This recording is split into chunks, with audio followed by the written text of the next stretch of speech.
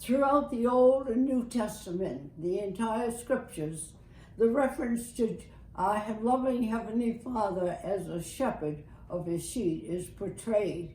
In the Old Testament, in Isaiah, we have, he shall feed his flock like a shepherd. And the beloved 23rd Psalm is universally known, the Lord is my shepherd.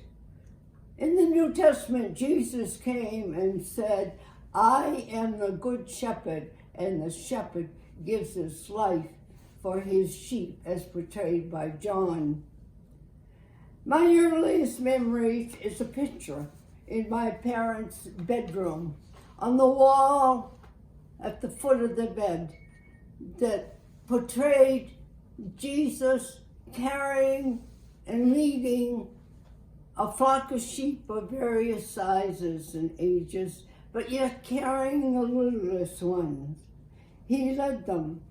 He fed the flock, he carried the flock, he did for the flock which they could not do for themselves. Yes, that was a picture portrayed that was known in that era of the 20s and 30s and 40s and all through my childhood and the rest of my life. That is what they saw each morning as they awoke and each evening as the light was extinguished for their evening rest.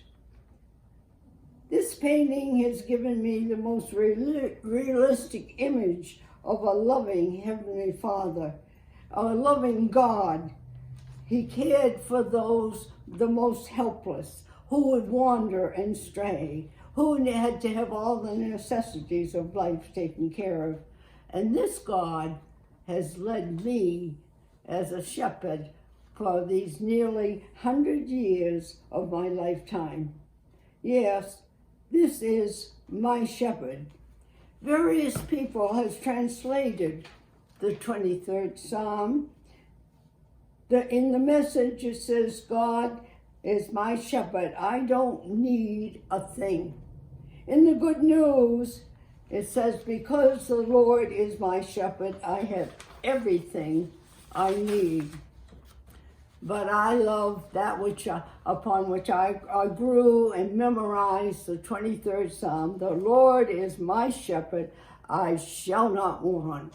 It's an opening general statement.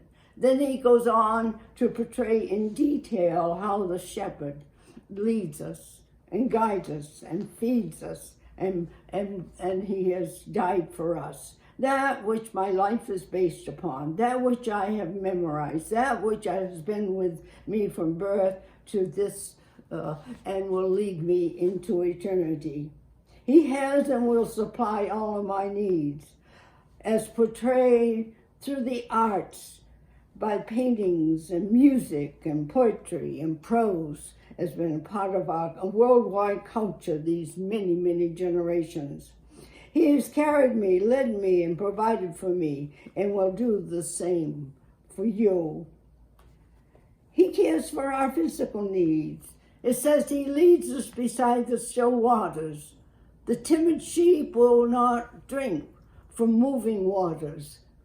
And then it says, but he prepares a banquet for us in the presence of our enemies. Yes, these basic necessities of life, bread and water, are provided for us.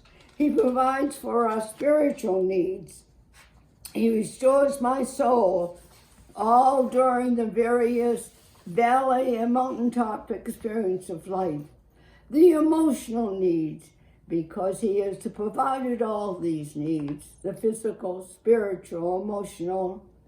I gladly follow him into eternity, because as I face death, even though I walk through the valley of shadow of death, as I have walked with my parents, my husband, loved ones, and he has been with me.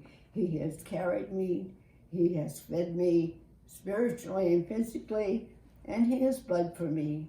I know he is the good shepherd. Whom else could I follow with such confidence? That picture, as portrayed on the bedroom wall of my parents' which has become a foundation of my life and the philosophy of my life from birth into eternity. Thank you to my parents for introducing me to this one who has been my good shepherd.